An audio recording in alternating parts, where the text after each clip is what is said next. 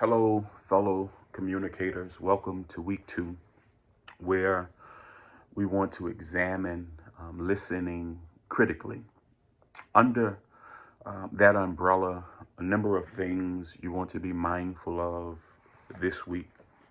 That if we're going to establish a culture, behavior, proclivity of listening critically, there are some components that you and I must be mindful of. One component is hearing. Have you ever noticed that in most conversations and discussions, communication between individuals, that there is a lack of hearing?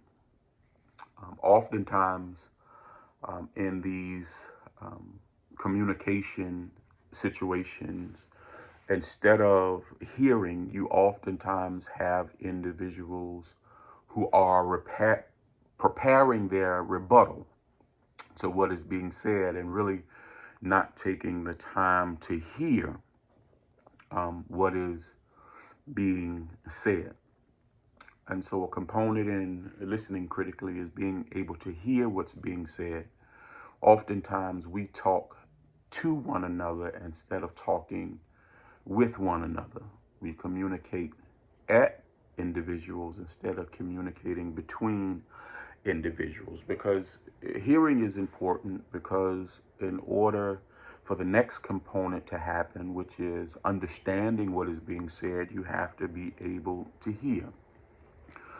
Understanding is critical because in order to understand the symbols of communication, what is being spoken, what is being relayed, you have to be able to understand what is being communicated.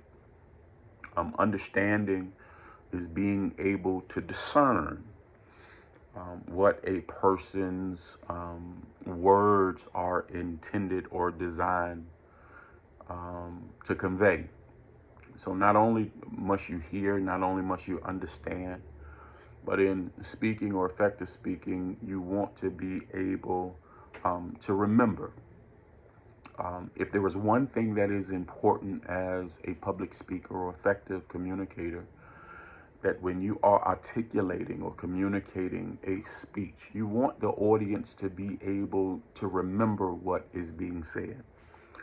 And so as you become more skilled in speaking, what you'll discover is certain words, certain behaviors, certain gestures are designed to drive home the meaning of something. And so as a result, your audience is able to remember something from your speech, if not all of what you are communicating. Not only that, but you want your audience to be able to interpret what is being communicated. As you know, words have a variety of meanings. But as you become more effective in the process of speaking, your aim, your goal, your desire should be that your audience would interpret the true meaning of what is being expressed as a result of your speech. And so, and then you want to address evaluating.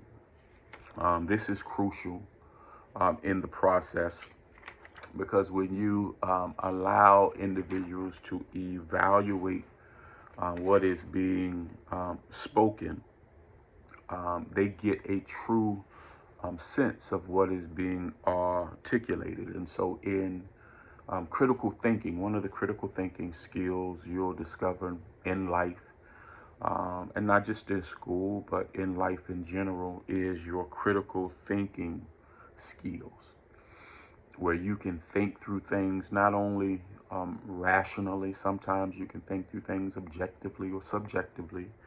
And so being able to evaluate, so that the last thing, you'll be able to respond, that during this stage, we react and provide feedback. We communicate our thoughts and feelings about the messages we receive. And so what makes you more effective is being able to receive feedback from your audience and use that feedback to improve your skills as a public speaker. And so this week, please explore the module. There's a discussion question that you are responsible for.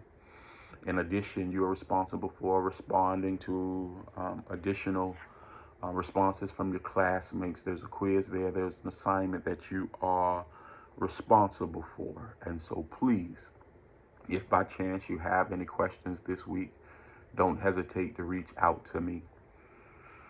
Have a great day.